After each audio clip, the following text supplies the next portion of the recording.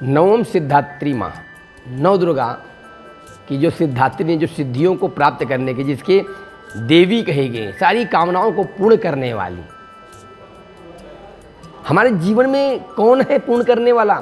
सर्वमंगल मांगल्ये शिवे सर्वार्थ साधके शरण्ये त्र्यंबके गौरी नारायणी नमस्ते। ये माँ जगत जननी है जो हमारी सारी कामनाओं को पूर्ण करती हैं।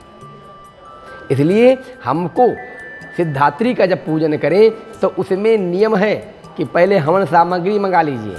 हवन सामग्री में क्या क्या होना चाहिए? तिल होना चाहिए, जौ होना चाहिए, चावल होना चाहिए। अब ये महाराज कैसे करें?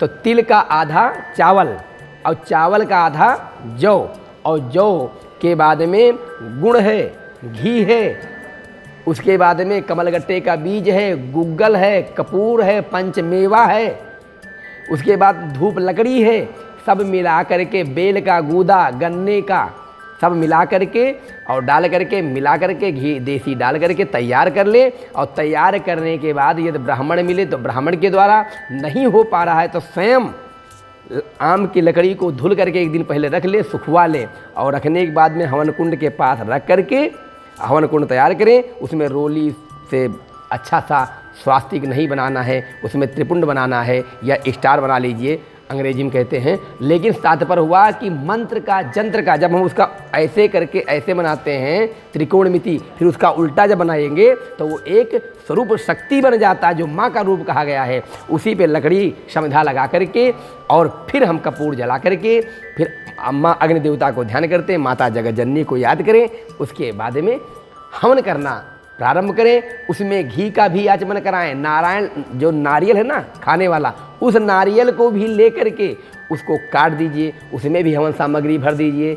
उसके बाद कलावे से लपेट दीजिए। जब पूर्णाहुति करना हो तो हवन करने के बाद में वो नारियल पान के पत्ते पर रख करके और अग्नि में पूर्णाहुति कर दीजिए। उसके बाद में घी जो बचे उसका धार बना करके डाल दीजिए और प्रणाम कर लीजिए। जो भी कामना होगा वो माता रानी आपकी पूर्ण करेंगी।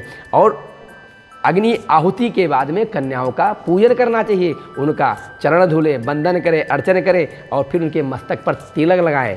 फिर जो वस्त्र आप लाए हैं, जो भी आपके पास है, वो माता जी को पहनाएं। पहनाने के बाद में प्रेम से बैठा करके फिर हलवा है, पूड़ी है, चना है और जो आपकी समर्थ है उसके अनुसार माता को भोजन पवाएं। भोजन पवाने के बाद कन्या का विदा करें, प्रणाम करें और यही नहीं, हे माँ अगले वर्ष फिर मैं आपका या अगले बार फिर मैं आपका ऐसा पूजन करूं, वैसा वंदन करूं कि मेरे जीवन में सुख और समृद्धि आए। तो सुख समृद्धि कैसे आएगा? कि देहि सौभाग्यम आरोग्यम देहि मे परमं सुखम रूपम दे जयम देहि यशो देहि दिशो जहि। हे माँ मेरा जीवन सुखमय हो और मेरा मान प्रतिष्ठा दसों दिशाओं में बढ़े और हर प्रकार का सुख समृद्धि मुझे प्राप्त हो, किसी प्रकार का कोई दुख जीवन में न आए। ऐसे मंत्र का जाप करते हुए प्रणाम करें। आपकी सारी मनोकामना माता रानी पूर्ण करेंगी। जय माता दी।